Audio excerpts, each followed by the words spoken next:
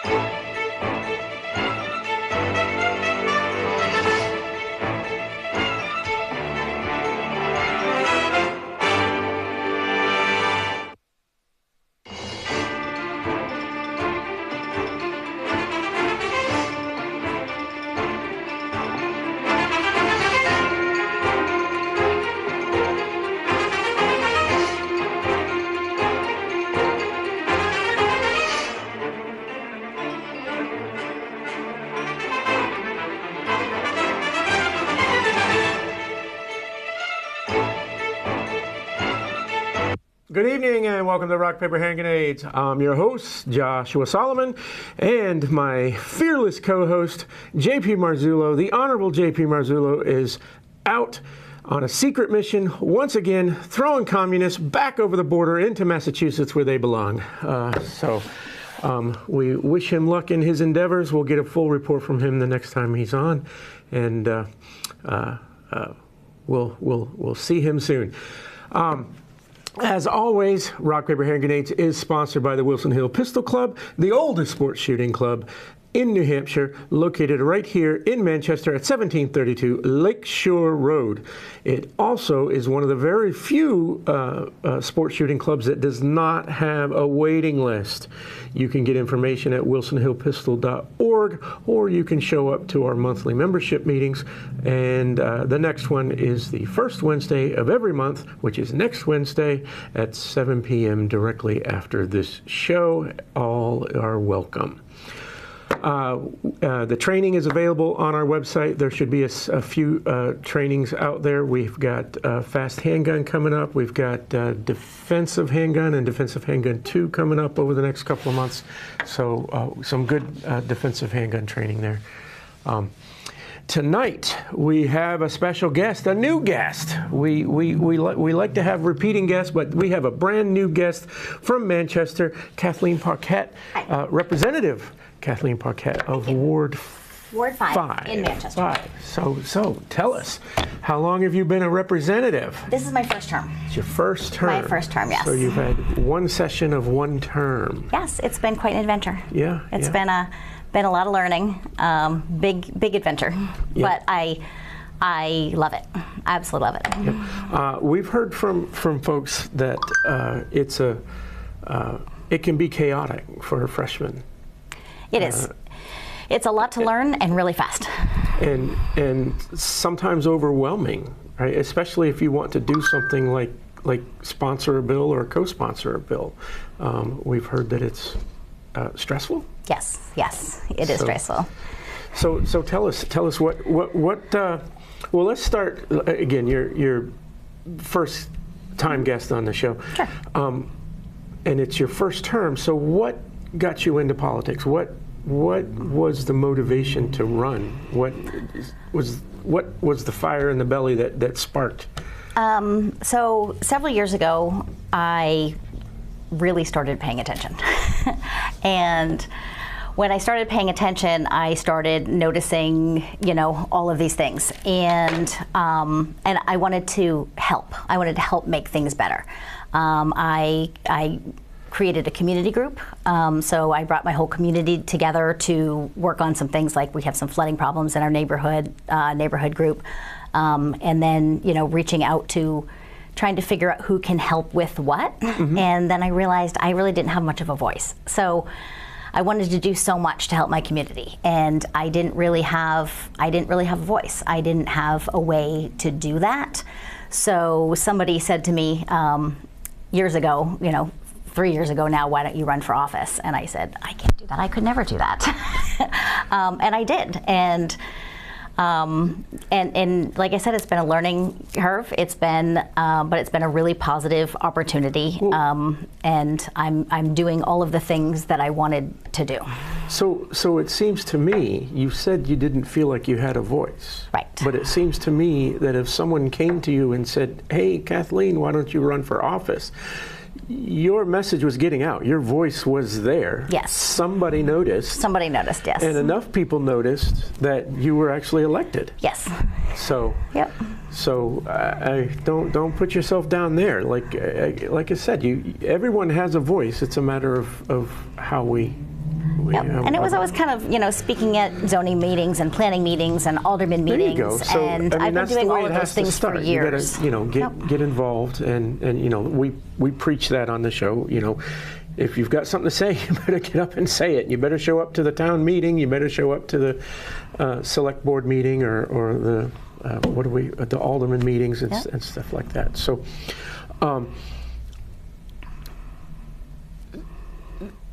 I'm short-circuiting here.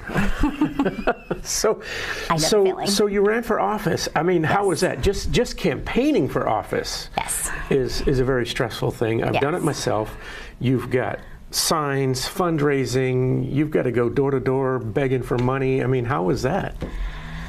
I'm not a big fan of the campaign process, but I'm getting much better at it. I'm getting more assertive. I'm getting more comfortable in my skin and my abilities. So, for example, I ran 2 years ago in an election, and I had my literature. And I would knock on the door, and I would just have my fingers crossed, and I'd be like, don't answer, don't answer, don't answer, because I just had this fear. And this year, I'm knocking on doors, and I'm just hoping that somebody's going to answer so that I can have this conversation, so I can have this two-way conversation. Well, that's the important part. You have to have those conversations. I mean, that's something we've learned from Charlie Kirk, right? I mean, we need to have these conversations, and that's what moves us forward. Yep. So. And this year, I'm really welcoming those conversations. I'm really enjoying having those conversations. I'm learning a lot. So, so that's been a difference in campaigning a few years ago and campaigning nowadays. Right. So. It's like anything; it gets easier with experience. It does. Right? Yep. So tell us about your experience on the Hill. We're in a very good position right now here in New Hampshire for conservatives because we hold both houses, the executive council and the corner office. Yes. So it. Likely your freshman year wasn't as stressful as it would have been if you were in the minority. Probably not, no. So you got to meet a lot of people. You're co-sponsoring bills. Like, what are your passionate subjects that you've worked on this year and or made speeches? So I represent Ward 5, which is inner city Manchester, and I represent the area with the most violent crime. So when I'm door knocking, other candidates last year, they were saying, oh, what we're hearing most is lack of housing. People need more housing. And what I'm hearing is... Been a big issue the last year or two. But what I'm hearing is crime. We're afraid. We can no longer leave things out in the yard. People are stealing packages. We can't walk to, the store. My teenagers can't walk to the corner store at night. People in my community are not feeling safe. So that is, and we weren't feeling safe. And that was kind of one of the reasons I started doing this. And lucky for me, I thought the committee that I would end up on would be Health and Human Services because I have a long healthcare background. But I landed right in the Criminal Justice Committee. So I got to work on bail reform. I got to work on a lot of things that in the end are going to make Manchester safer. So I'm exactly where I belong, and I'm doing exactly the things that I need to do. And, I feel good about what I'm doing, and I'm going to keep going down that route, keeping Manchester safe. Yeah. So we're a big fan of bail reform. We're a big fan of fixing bail reform on this show. And, going back to what you said, you started knocking door to door, and the big issue that people that's been public and in the news has been housing. Yes. My contention is that you found people talking about crime and not housing. That wasn't their biggest issue. My contention is that it all goes together. Yes. And bail reform has a large part in it. And I've said it on the show plenty of times. When we took away no cash bail, what happens is someone gets picked up off the street, whether they're high on whatever drugs they're on, or they're intoxicated on anything, and they've got drugs on them, they get booked, they're immediately released. Yes. Right? So you take somebody, and I'm just hypothetical situation here, it's Friday afternoon, I've got my heroin and I've got my needles and I'm ready to go, and I get picked up, right? Or I overdose and I need to be Narcaned by the paramedics. Okay, so now I've had my life saved. I've had my drugs and needles taken away from me. I've been booked, but I've been released. It's still Friday night. I can go do it again. Right. Right. And so that's drugs. That's crime. Correct. Right? That's creating a market for the criminals to come in and sell the drugs here. So that's drugs, that's crime, and it's also leading to the homeless problem, right? And so now we've got a large percentage of the homeless on the streets of Manchester are these drug users, are these active drug users, and so they're all hand in hand. If you take away the no cash bail, and you make somebody sit in jail over the weekend waiting for an arraignment in front of a judge, right? They're going to be introduced to all of the programs Correct. that are available in jail. Correct. Right? Every year we have a pastor on. He spends all year long ministering to prisoners. He goes into prisons and gives sermons and ministers to people in prison. That's just the faith-based programs that are in prisons, in the county jails. We have other programs that are, AA goes in there, right? Other programs go in there, and when you're forced to sit for the weekend, you are forced to sober up. Yes. You are forced to look at these pamphlets and consider your life choices. Right. And you are given these opportunities and the resources to clean yourself up, the back to work programs, all of these things.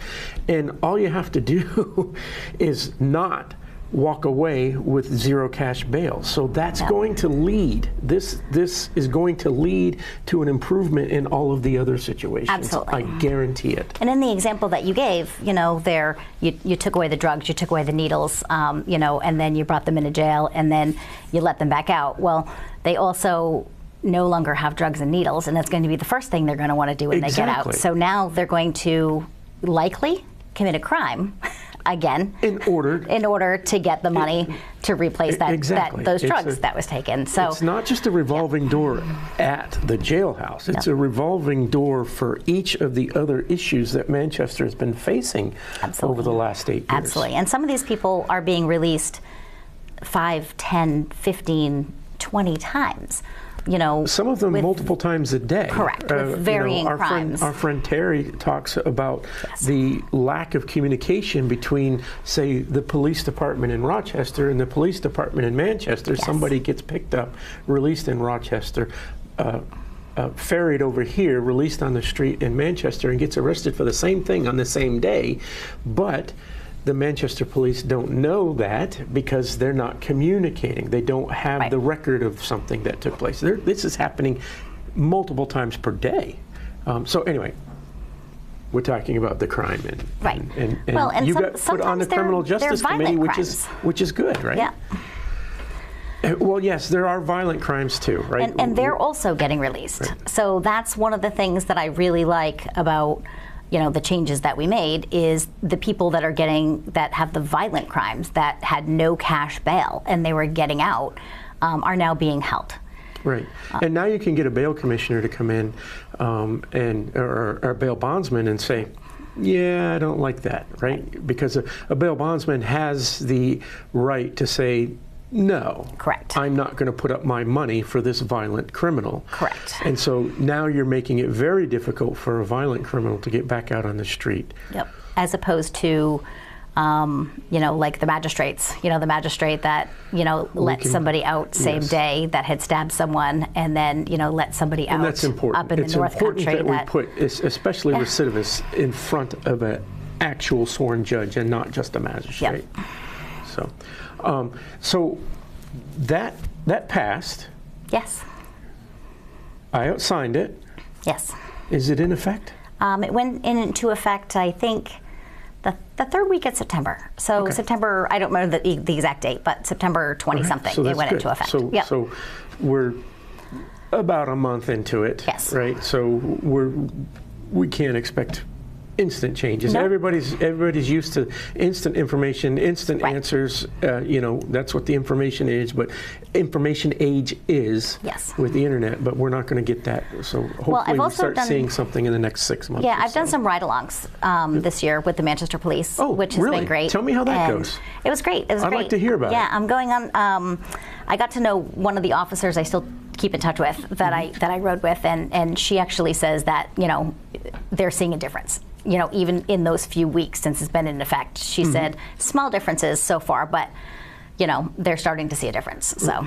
Yeah, so hopefully there's a difference. Hopefully the word is getting out. Hey, if you get arrested now, you're spending the night at the Right. very least, right? So, so how was a ride-along? Did you do an overnight ride-along or a daytime ride-along? I did an evening ride-along. What'd you get to see? Anything? I didn't see Anything horrible? Anything? No. Yeah. I got a lot of information. I can do my job better with the more information that I have, and in that it was really, really helpful to me. I spent 12 hours side by side with somebody who was on shift going through what they do. All the administrative stuff, not just the Yeah, patrol no, I saw stuff, all of but it. yeah, Yep. yeah. So yeah, just unfortunately a lot of some domestic stuff. Yeah, we hear that's the most stressful for Yep. a police officer to have Yep. to deal with those types of things. Yeah, some domestic stuff, a fight over U-Haul. So, but it's stuff that I'm sure that is just a day, it's a day at the office. But it needs to be them. dealt with. It needs to be right? dealt with, and yeah. You probably saw things that were invisible to you before. I did. You didn't realize these things were taking place on a daily basis. Yeah, and one of the things that I was reminded of is, you picture the police, and you've got this image in your head. And there was one call that they had to respond to when I was there, and it was just it was an older woman that has some dementia, and she keeps wandering into somebody else's house. And just watching the people that I was with, the big bad cops, and just this caring and this gentleness, in helping this older woman. It's just a whole different side that I don't think we don't people- really think too much about. Yeah, people don't realize the training that a police officer has to go through. They think about it as training to shoot, training to handcuff, training to pull somebody over, Yep. et cetera. But there's a whole separate area of training at the police academy that focuses on dealing with domestic situations and understanding mental health issues Yes, and absolutely. having to respond to that, because that goes hand in hand again with the drug users, right? We've got a majority of what we're dealing with is mental health issues there, and that can range from the psychotic episodes all the way to simple dementia type episodes, Yes. Forgetfulness, right? We have a gentleman in my neighborhood who has dementia, and every once in a while you can tell when he's having a moment, and the local police and the local paramedics, they know him, right? And so that's an important part of it, is that community reach out, getting to know the people that you're Absolutely. policing, that you're patrolling with, and being kind. Yep. It was just the amount of kindness. Yeah, she was just, they were very kind, they were very gentle, they were very, and it's just not what we see, and it was kind of a good reminder that you're dealing with people, and they're dealing with people, and that human touch is really important as well. So crime is the big thing in your ward, but let's talk about housing. It didn't come up as the primary for you, but tell me what you think about this housing. The subjects that have. Yeah, there's no one good answer for it. Everybody wants more affordable housing, and in Manchester, as far as the state, but I think we're doing it as fast as we can. There's building going on faster than there's ever building gone on here in the entire time I've lived here. So bringing additional units hopefully is definitely going to help with that. Bringing additional units is part of it, but when you're talking about new construction or new renovation, are those new units affordable? Correct. And a certain percentage of them are.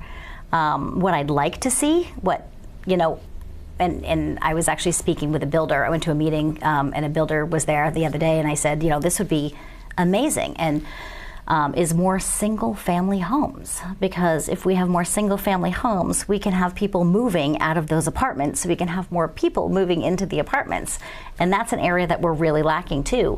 And I had in Ward 5, there's actually a builder that wants to put up a bunch of townhouses, and it's zoned for single family. And they were asked, why don't you put up single family housing? Because what would make the most sense here? And we're also very much lacking, single family starter homes.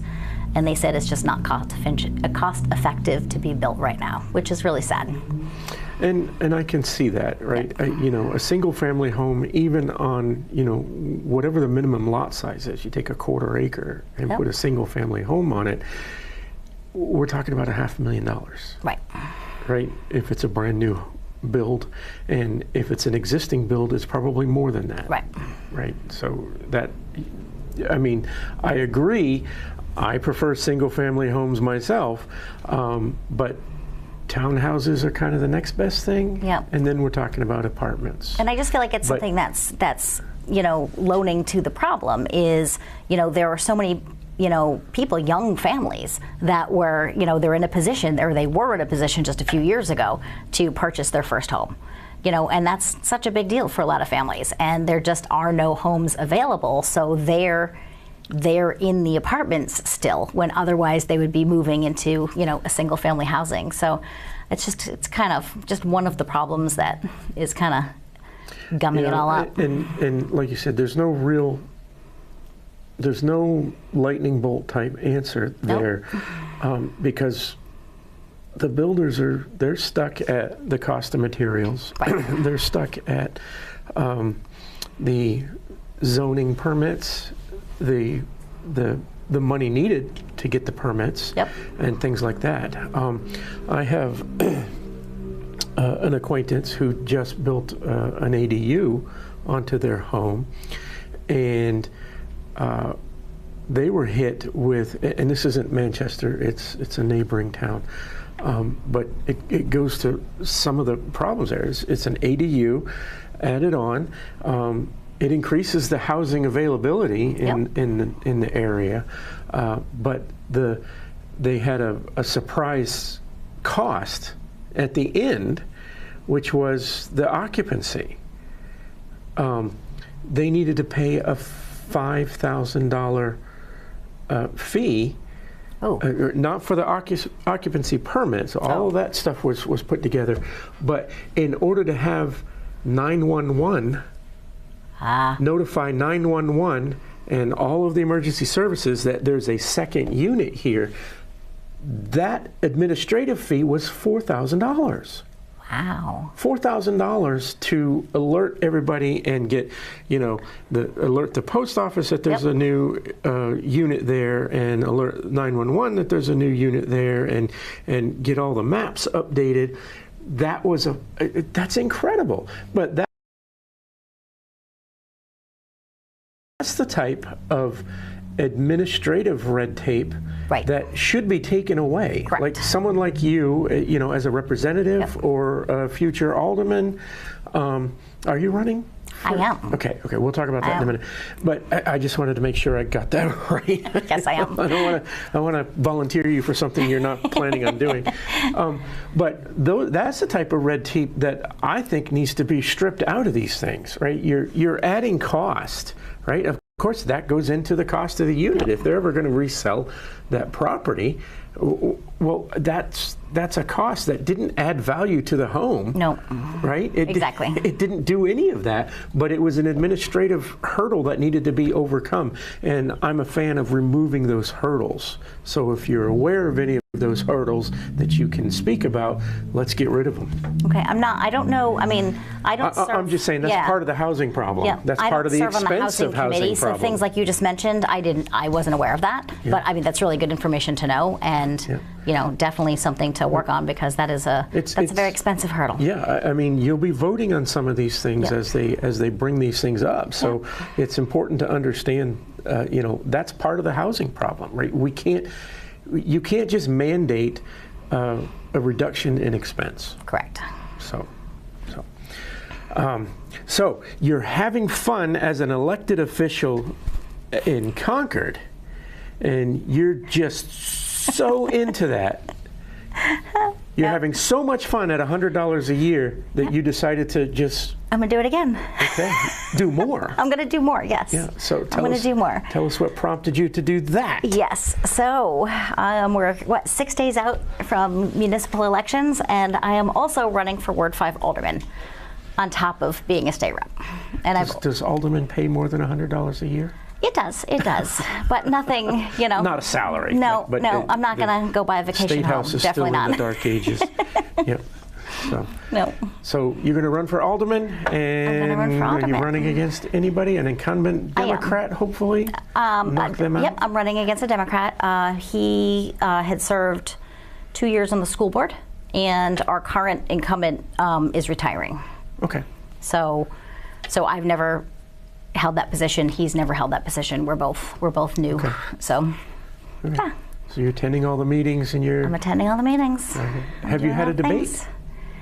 We didn't have a debate per se. There is somebody that runs a meeting, a community meeting in Ward 5, and he had asked us both to speak. So I was just prepared with my 3-minute speech. I was going to do my speech. I was going to run off, and he had his questions and audience questions and everybody's questions. So it ended up being more debate-like.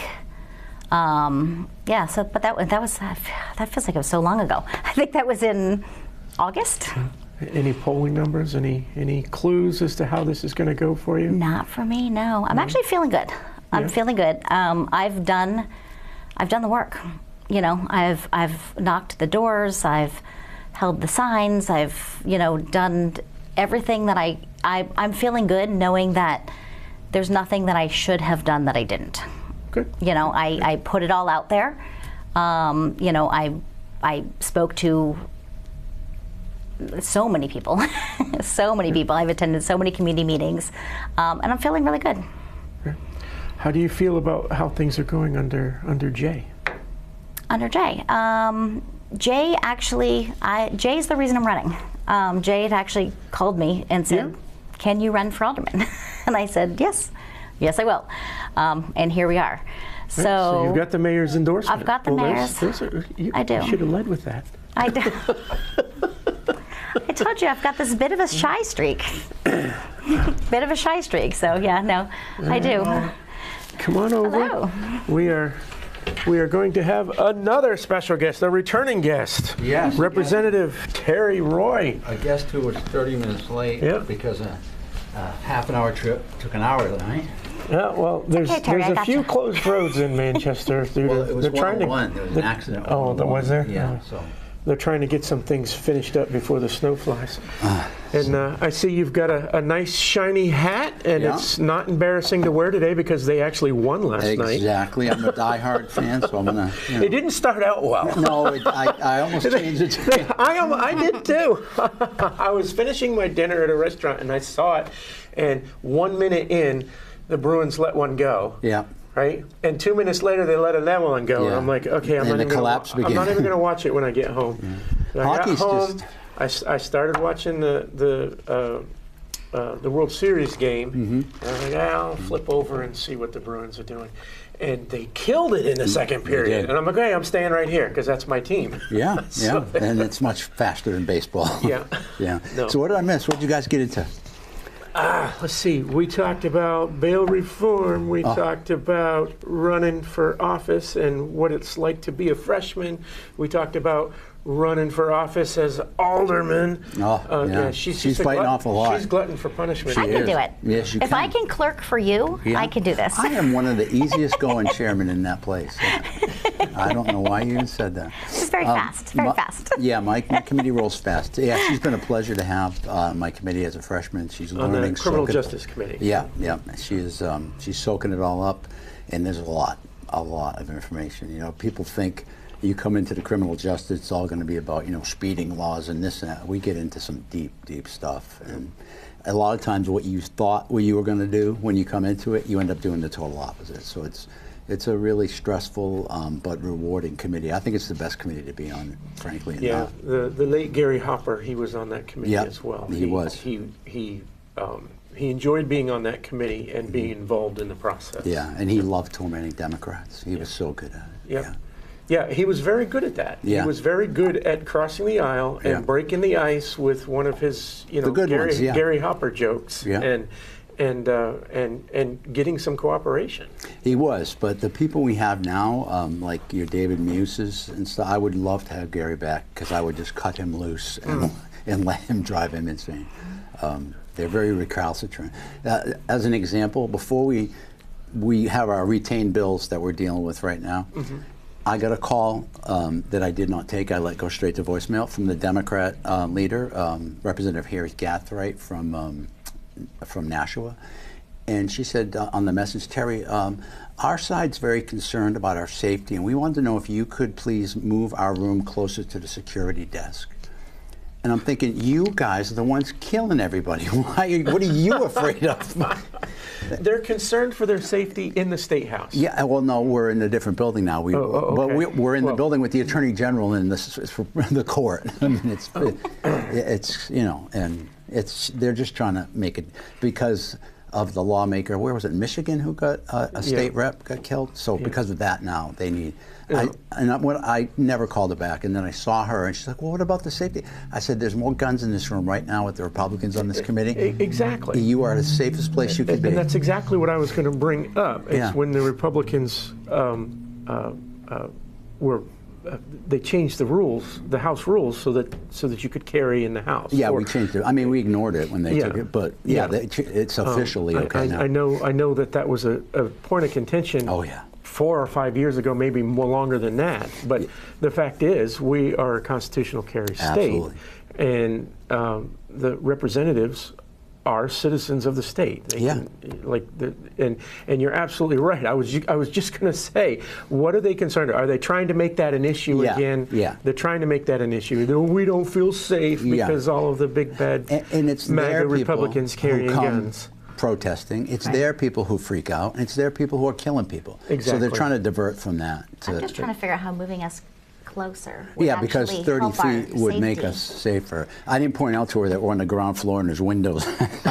She had enough worries. It's a weird thing. So I brought my hard labor bill. Did you read about that at all? I haven't. Tell us about it. So there's a push to bring the death penalty back. Right, wrong, or indifferent, I don't think the votes are there.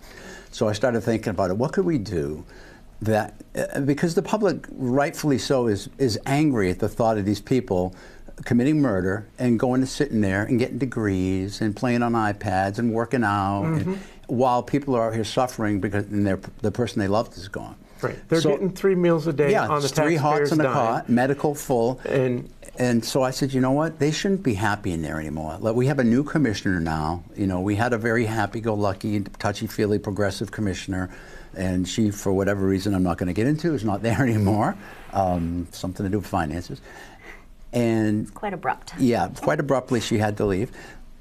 So I talked to him, and we're working on it. And I said, let's do hard labor. Why, you know? So everyone in there kind of really does something now, but it's seen as a Right, I was privilege. gonna say, everybody has a job, I believe. I Right. know some folks who actually work in the state prison in Berlin Yeah.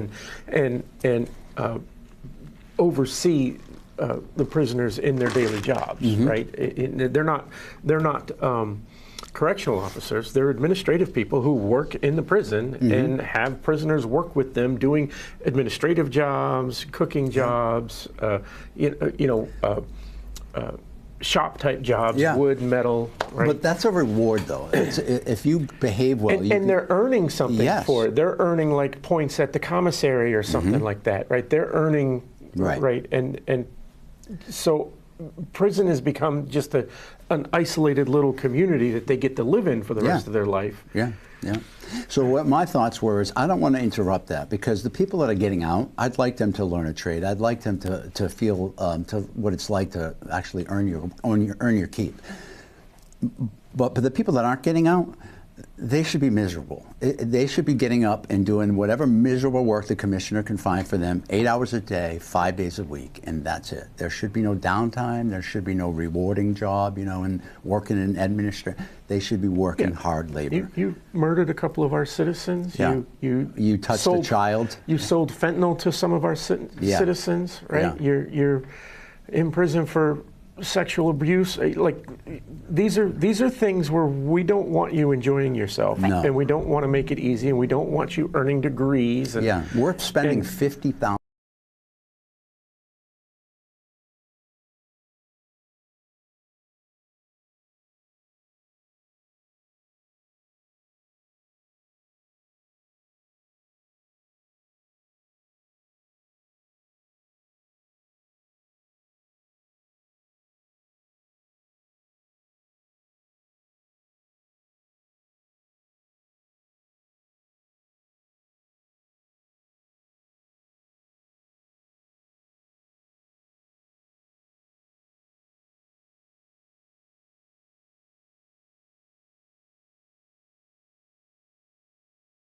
$1,000 a year per criminal to incarcerate them. 50 grand per person, and that's an average. Some of them much more because of their medical expenses, because Medicaid, which most of them are on, gets cut off the minute you get incarcerated, so the feds won't pay your medical bills anymore. So the state has to pick it up, and that's something that if we had a decent federal delegation, they'd be working to change. Well, let's put in a private approval system, right? Where the state, instead of just paying for your medical care, says, nah, you don't really need that. We can go and you can do PT for 6 months, and we'll see if that fixes your problem. Like we have to do. Yes. Right? Just like insurance for the rest of us. Right? Exactly. Yeah, Right? exactly. Like No, we have Put it- courts saying you have to give them sex changes and everything else. I mean, so it's insane. But it used to be, and if you remember this, when we were kids, I grew up in Massachusetts, but the kind of the rumor was, don't go to New Hampshire and do that. They don't mess around up there. And the criminals would be afraid to come to New Hampshire to commit crime. They'd make people come over the border if they wanted something. And now that's kind of changed. They don't really care. Nope. We had when we were doing bail reform, we had an actual convicted drug dealer come in and talk to us. And he said, you want to fix things, no bail, and start putting people in there for minimum mandatories. That's what scares people. But the Democrats wouldn't listen. We couldn't push that through. And some minimum mandatories, I agree, went too far. But for these serious crimes, people should know there's a serious, definite punishment. It's not going to be, can I plead this? Can I get that? No, you're getting this, and that's all you get. Well, Yeah. For example, one of them is resisting arrest. One of yours that I'm Yeah. on is resisting arrest. Or it's assault and battery on a police officer. Yep. If you hit a police, and that should have mandatories. You should, I'm old school, and you remember the movie Braveheart? And the guy said, an assault on the king's men is an assault on the king. We don't have a king, we have a representative government. An assault on the people we hire to enforce our laws is an assault on all of us. It's an assault on the system. If a cop is mistreating you, then you sue him. We've seen how easy it is to do. I mean, there's body cams and stuff, but if you're going to hit a cop because he's doing his job and put him out of work, he can't feed his family, all these other things, you're going to jail, and it's not going to be fun. So I feel like we need to start getting serious on this. If you ever go sit in Manchester court, which I have done on arraignment day, you would not believe the cases that they're just pleading out. You've got people in there who are asylees from like Haiti or countries like that, ABPO, the OUI, vomited all over themselves, and the solicitor just pleads them out to a simple assault. So it doesn't go to the ICE because he wasn't convicted of that OUI, which would have kicked him out of the country. So what is going on? You know, we've got to get serious on all levels. So I don't know how many other reps do it, but I go to court and see what the hell's going on. I talk to the cops. I want to know what's going on out there. I don't just sit home and think, what would be a good idea for criminal law? I want to know what's really happening and what we can do to fix it. And the Democrats deny it. Well, crime's down, crime's down. Well, if you look, it's down in Manchester and Nashville. What are they reporting to the FBI? Well, that's exactly it. The Democrats have been on the crime is down business for the last couple of years under Biden. Yep. And but they're omitting the fact that about 25% of the states, of the major blue cities, simply stopped reporting the crimes to the FBI. So they want to, it was set up, that it's deliberate so that they can say, well, the FBI crime statistics, which is the gold standard, says that crime is down, violent crime is down. Well, but that doesn't include Chicago and Los Angeles. It doesn't include the most violent cities in the country. Yeah. Right? And the ones they do report are the plea downs. So if you got arrested for say, sexual assault of a child and you plead it down to simple sexual assault, it's only reported as a sexual assault. If you did a assault and battery on a police officer and you plead to a simple, it's all down. Right. It's all watered down. And that's why prosecutors allow those types of pleas is beyond me. I don't know. You know, do we have just a lot of liberal prosecutors that are allowing these type of plea deals? I don't know. Or is it the liberal judges who are saying, hey, you need to plea this down so that this doesn't take up all my time in court, right? I've seen judges shake their heads at some of the pleas, and see, the judge can't say anything. They have to accept it. The state has prosecutorial discretion, so a judge can say that's too weak. They have to accept it. So I've seen judges shaking their heads at it, and then you wonder, okay, wait a minute, though, this is one big system. So is a county prosecutor pleading it down because the county doesn't have the room or the resources to put these people in jail? So we have to look at it from a systemic situation. Prosecutors, the attorney generals, they have to say too bad, right? Yeah. Like, oh, we don't have enough beds at the prison. Okay, we're going to take 4 murderers and put them in the same cell, and they can fight over 2 beds. Or we're going to ship them out of They're state. never getting out of prison anyway, so let them fight over 2 beds. I don't care if they're overcrowded. Don't come crying to me about overcrowding in the prisons when they're, living the country club life. Yeah, and furthermore, what? We have to just risk our lives because you can't put them somewhere? And there's plenty of states out there that are actually saying, send them. Well, you pay us so much, and it's less than it will cost us to incarcerate them. Right. Well, we have there's a whole private industry around I don't like private facilities. prisons, but if it costs less, and there's oversight. Yeah. I like the out-of-state ones. I don't know that I necessarily like the private prisons because they're hiring ex-prisoners to be correctional officers. Yeah, and also you start finding out. That is insane. We see that all the time. Yeah, we see kickbacks too. Whenever you get into that, so I don't mind an out-of-state private prison because they're not up here influencing to get people commit. You see judges getting kickbacks, all kinds of federal arrests. Out of state, they have no influence here. They just get what we send, and that's the deal. So we have to look at something because crime, what we think crime is we've been lied to by the Democrats, and it's worse than. And anyone can walk down a street and see it. I mean, are you going to believe me or your lying eyes? I mean, it's right there in front of you. People are getting hurt. People's property is being destroyed, and they're laughing at it. There's no sure punishment. That's what we were talking about before you got here. Is I represent Ward 5 in Manchester, which is inner city Manchester. Tough and, area. The reason I made this jump was because people don't feel safe in my community. I don't feel safe. A lot of places, and it's just, and you just see it. They're going in, they're coming out, they're going in, they're coming out, and that's how I ended up here. Yeah. I first moved to Manchester in the 90s, and it was a different world. It really was a different world. Yeah. And I don't feel safe having anyone in my family walk down the street alone. Oh, no. Right? And that's in the daytime. Yeah. At night, forget about it. There was a period of time when the studio was still over on Elm Street. Oh, yeah, yeah. There was a period of time where I would read a news story on Sunday morning about a shooting in Manchester, and I would say to myself, before I got to the rest of the story, I said that shooting was at 1 a.m. and it was on the corner of Elm and Lowell Street. Like clockwork, every Saturday night.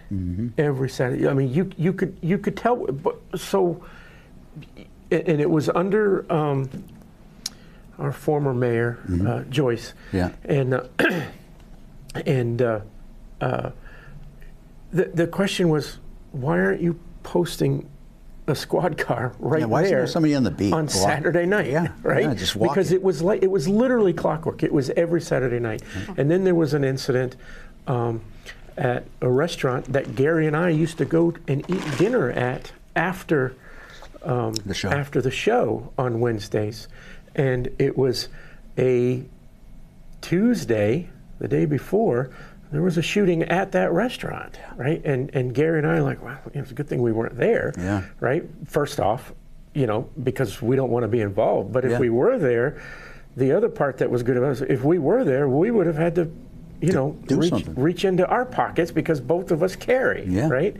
I don't think it's a mystery to anyone on the show. Well, if they haven't been watching. Gary and I looked at each. We would ignore certain things taking place. I don't think I've ever told the story in the air, but we would ignore a fight taking place. Yeah.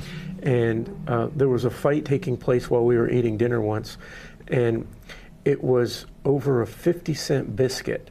Yeah. A biscuit. A biscuit. And it was a fight. People were starting to shove each other inside this restaurant on Elm Street. Jeez. And Gary and I just kind of looked at each other. Okay, we're just going to finish, and we're just going to be good witnesses, right? That's our job. Yeah. We're not police officers. We're not trained to intervene. Or de-escalate. Right? So we just decided, okay, we're just going to be good witnesses in case anything happens. And we got back, got in the vehicle, and that's when I said something. Well, we didn't even acknowledge it was taking place. And I turned to Gary, and I said, Gary, what'd you think of that? And he says, Josh, I was getting angry. He says, I was getting angry because I was going to have to shoot somebody over a 50-cent biscuit. Yeah, yeah. Right? I mean, because people are insane nowadays. They don't value life. But anyway, that's what Manchester had turned into. It's not quite that bad anymore. It's getting there. But it's a completely different world than it was 20 years ago. Oh, yeah. There was a period where it reminded me of the combat zone back in Boston, during the 70s. And in Manchester, I just wouldn't go, you know what I mean? That was the reputation it had. And now I don't mind going. It's much safer. But I do want to know what's going on with these asylum-seeking people that are getting away with crimes. I'm going to be pulling some records to see what the prosecution has been pleading out. Because in my mind, if someone's here on an asylum case... We need to have rules about that. Are there rules about what the prosecutor can and can't plead? They could just decide on a daily basis who gets off and who doesn't. Yeah. I mean, theoretically, they have to make sure that it's equal justice. So, for example, if they were only prosecuting certain people a certain way, they would be in big trouble. But if they're just spreading the joy around, no, there's no limit on to what they can plead out or not. We need to figure out how to put some rules into place that, if you've got a crime and they've been charged with a crime that's this serious or more, then they can't plead down to something that's essentially a slap on the wrist. They can, you allow them to plead certain conditions. and whatnot, but you can't just plead completely out of it. Yeah, so that person has no record now either, because the next time they do it, they look back and they've only done this. Well, no, actually they did this, but they let it fly. So there's a lot of ramifications, and if someone gets killed by the person I was talking about who was drunk so much, and we're seeing that nationally. We're seeing people getting let out, and then they're going off and they're committing murders, or killing cops after they've been let go by a judge. Yeah, it's a weak spot in our system for sure. And we see also these other states are starting to issue these CDL licenses to illegals, and they're killing people on the roads in giant trucks. Well, Trump's going to put a stop to that.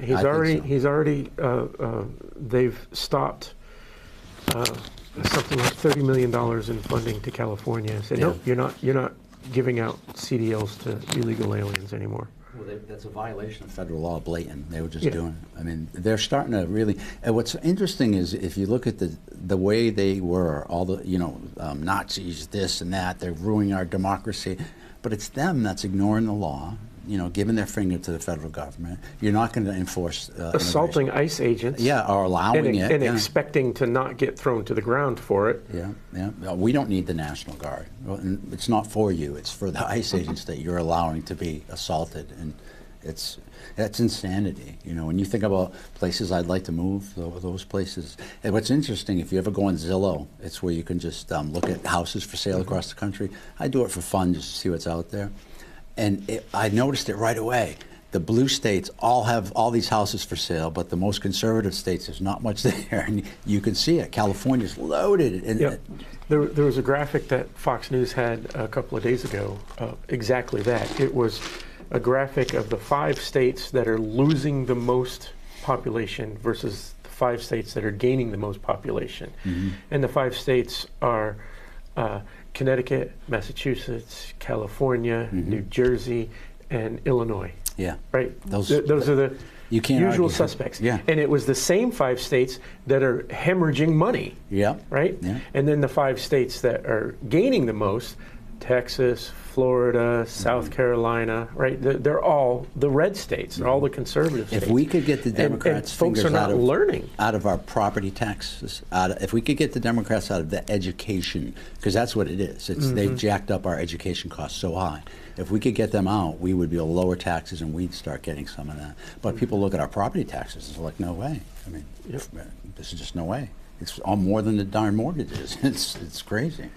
Yep. So that's what, as Republicans, our next mission should be: get the Democrats out of education.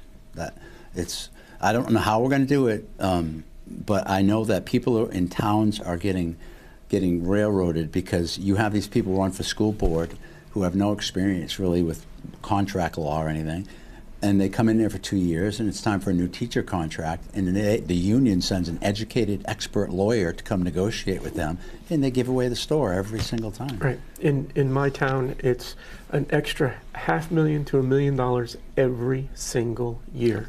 And what are the scores doing? Are they going up? No. No, of course not. No. So the cost per student is going up exponentially, and folks are being shipped out of town, right? Yeah. Either they're leaving because they can't afford the taxes anymore, and the aging population isn't having children. So the end result is the number of students in the school system is going down, yet we're still increasing the school board budget every single year. So wait a minute, you now have 400 students less than you had last year. Yeah. But you need more money? Yeah. And next year you're going to do it again to us? Yeah, that's... Well, if you look, superintendent pays, things like this, it's their administration that's ridiculous. They make more than the governor. Oh, we paid full-time salary for 2 full-time high school principals last year because one was in training and one was retiring. Oh. That's not how that works. No, it's not. That's what vice principals are for. Yeah. And you don't pay 2 full... You don't need 2 generals running the joint. Yeah. When Terry came in, we were talking about a little bit about my opponent for my aldermanic race, and he's exactly what you explained. He's 2 years on the school board, and he's part of a bunch of them that are running for aldermen because the aldermen have been controlling, the board of mayor and aldermen controls the money, and they're running, they're talking about, the mayor and aldermen shorted them $12 million or something like that, and they need, and it wasn't that. They asked, didn't get shorted for this $12 much. million. You asked for $12 million that you don't and need. they got like 3, and now they're talking about how they got shorted this whole big Because amount. they're used to getting what they want. Right. And But so- he's part of sort of a team that are running to help better fund education. And that's so what they Democrats want, do. They have a very organized advancement system in their electioneering process, right? And so they groom folks at the local level. All right, let's get you on the school board. All right, let's get you elected, running for that, get you on the school board. Okay, now you've got name recognition. So the Yep. next time somebody sees your name on a ballot, it doesn't matter what you're running for, they're going to know that I remember that they person. remember that name. Yep. And so they'll move to the alderman. And now they've graduated to alderman, and they've got a new class that they've groomed to go and run on the school board. And so they're slowly advancing, and they move up to state rep, they move up, and then you end up with someone like Pappas, who is absolutely useless. You don't hear a word from him, you don't hear a speak from him on the House floor in Washington, D.C. Never. You hear nothing until he has to come home and campaign. Yeah. well, I follow his But socials, and it's mostly he's lies. absolutely one of those that have been groomed from the beginning Absolutely. to move up the ladder there. And, well, they have that's to go what through and the they're very gauntlet. good at it, and we're not. No, but they go through the gauntlet with like the teachers union. If they pass that at the school board, now that teacher union money follows them. And it gets bigger as they get. You start getting from the New Hampshire School Teachers Association. Now you're getting from the national when you're on the and that's a lot of money that they. So you're right. We have.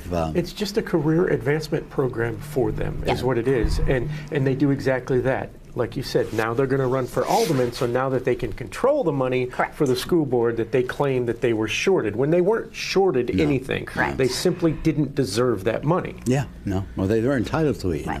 And I'm running just as me. I mean, I'm just me, and I'm running because my goal from day one was to just make my community a better place, and being a voice. We haven't had one in my ward for so long. We haven't had a strong voice, and that's it. So I'm not part of this machine. Like I said earlier, I'm it just sounds me. like you became that strong voice almost immediately. Yeah, If so, folks getting have there. asked you to run and you didn't think about it, and the mayor has endorsed you and asked you to run, I mean, it sounds like they have a voice now. Yeah. I'm getting there. And I hope that you didn't even hear my voice for a few months there. No, she had to Just find quiet. it. Well, no, I was but you quiet know in the what? corner. It's good though because you got to learning. soak I was it up. watching That's and right. learning. Anyone who comes in there thinking they know everything, usually they Yeah. don't know anything.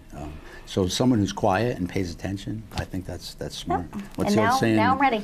Yeah, I Ready think to you go. are. Yeah, I learned a lot.